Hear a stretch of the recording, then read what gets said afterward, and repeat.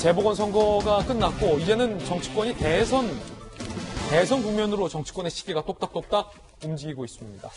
백조 윤석열이 오리가 된다. 이거 누가 한 말이고 무슨 얘기일까요? 윤석열 전 검찰총장과 관련된 흥미로운 여론조사 몇 가지가 실렸습니다. 함께 볼 텐데요. 만약에 윤석열 전 총장이 야권의 대권 후보로 나오고 여권의 대표 후보로 이분이 선정된다면 가상대 결과가 어떨까 하는 가정의 가정을 더한 여론조사입니다. 함께 보시죠. 누군가 그랬죠? 정치는 생물이라고? 냉동이 아니라는 거죠. 그렇기 때문에 언제든지 상황은 바뀔 수 있다. 가정의 가정을 더한 YTN과 리얼미터의 여론조사 결과입니다. 양자대결을 벌써 붙였어요. 윤석열 대 이재명이 양자대결을 한다면 윤석열 51.1, 과반이 넘는 지지율로 이길 것이다. 이재명 기자 30.3에 그칠 것이다. 흥미로운데요? 자, 그럼 여권의 주자가 이분으로 바뀐다면 어떻게 될까? 역시 윤석열 전 총장은 과반을 넘는 지지를 받으면서 우세를 표하고 이낙연 전 대표는 이 지사보다도 다소 낮은 30.1%의 지지를 받을 것으로 물론 이재명 지사와 이낙연 전 대표의 어떤 지지율 차이는 비교의 의미가 없습니다만 어쨌든 30%대로 이재명이든 이낙연이든 멈출 것이다. 이 30박스권에 갇힐 것이다. 라는 양자대결 결과가 나왔습니다. 자, 상당히 흥미로운데 한 가지 더 보겠습니다. 지금까지 여권의 텃밭으로 이 대권 같은 전국구 선거에서 작동을 해왔던 호남에서의 지지율은 과연 어떨까? 상당히 흥미롭습니다. 광주, 전남, 전북, 호남에서의 차기 대권 주자 선호도를 보면요. 윤석열 26.7, 이재명 24.5, 이낙연 11.5. 호남에서도 윤석열 전 총장에 대한 지지가 이렇게 많이 나온다는 겁니다. 여론조사 기관을 바꿔도 이낙연 29.9, 이재명 26.9, 윤석열 15.1. 광주 전라만 봤어도 여기서 15.1이 나온다는 게 상당히 좀 흥미로운 대목으로 보입니다.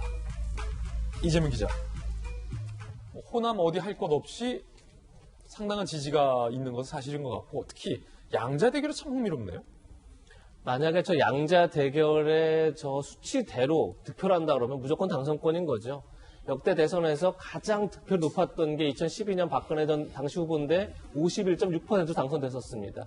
유일하게 대선에서 과반수 이상을 획득한 당시 당선자였는데 만약에 저대로라면 정말로 윤석열 전 총장 입장에서는 굉장히 고무적인 그런 결과가 아닐까 싶고 무엇보다 호남에서 지지율도 굉장히 좀 주목해야 된다고 생각합니다.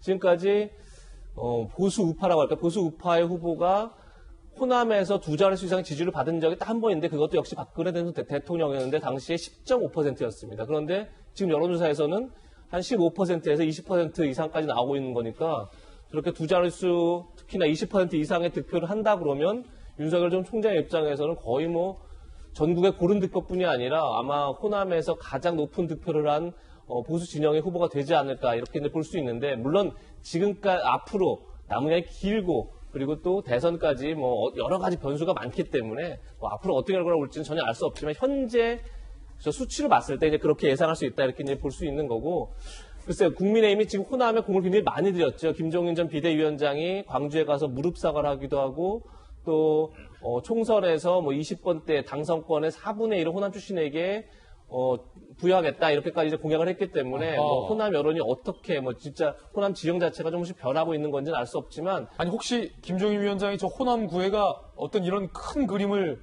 염두에 뒀을 가능성도 있다는 말씀이세요? 그렇죠. 그러니까 윤석열 총장한테 지지율에 그대로 반영되는지는 알 수 없지만 국민의힘은 계속 끊임없이 호남에 구애를 해야 되고 사실 그건 당연히 구애를 해야만 합니다. 전국 정당을 표방하고 집권을 하겠다라는 정당이 한 지역을 포기한다는 건 있을 수 없는 거죠. 그런 점에서 호남에 대해서 계속 이제 공을 들이고 있는 것 자체는 그냥 고무적이다 그러는데 그게 지지율까지 어떻게 연결될지는 봐야겠죠. 그런데 만약에 저렇게 두 자릿수, 특히나 20% 이상의 지지율 연계된다 그러면 그건 굉장히 전 국민의 입장에서는 고무적이다 볼 수 있다 이렇게 볼 수 있을 것 같습니다. 네.